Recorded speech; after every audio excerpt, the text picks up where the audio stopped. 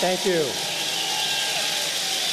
Madam Rajavi, members of the Resistance, my comments today are directed right at Camp Liberty, specifically Madam Morgan Parzai. It was 10 years ago this month, 10 years ago this very month, in June of 2004, when I sat across the table and handed you the first promissory note on behalf of the United States government that you and the over 3,000 other members at Camp Ashraf were protected persons under the Geneva Convention. Unfortunately, both you and I know a significant number of the people who were seated around that table in June of '04 have since been murdered. There was no protection for Miss Giddy, Jose Mandarani, Zora, and several of the others. Well, I was there when the promise was made to you 10 years ago, and I will be there when that promise is ultimately fulfilled and you step off a plane out of harm's way. Thank you. Thank you, Madame Rajavi, for the opportunity to be here. My name is Tom Cantwell, and in 2003, I drove on to Camp Ashraf for the first time.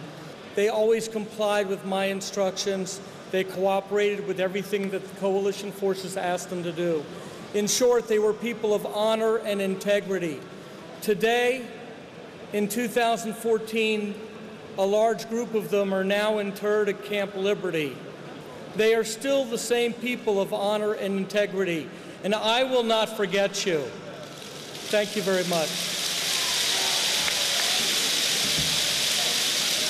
I'm not going to give a speech. Well, like Colonel Cantwell, I want to say hello to my dear friends and fellow patriots in Camp Liberty in Albania.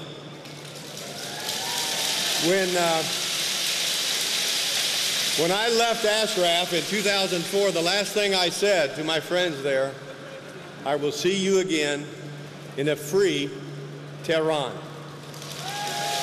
And I'm going to save my speech till then. I'm going to hang on to it because I will see our friends there. Now, Governor Dean, you did a great thing in having the world's most tweets in a, I don't know how we're doing now, but I am going to break the record for the world's largest selfie.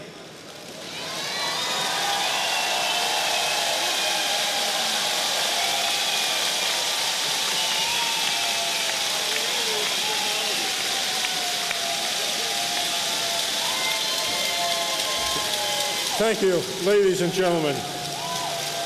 Any testimonial I can provide today or any other time pales in comparison to the testimonial that you provide by your endless commitment to democracy in Iran.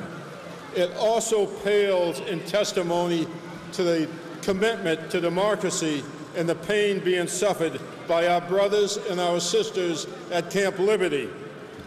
We will keep this fight going, no matter what lies, no matter what antics Nouri al-Maliki and his regime tries to pull. The latest, many of you have heard, is the Iraqi government is now claiming the residents of Camp Liberty are tunneling outside the camp to help the ISIS forces. That is totally impossible because the water table is only 6 feet down. If the residents can tunnel through water, they are people that we need to bring out and geniuses that we need to rescue today.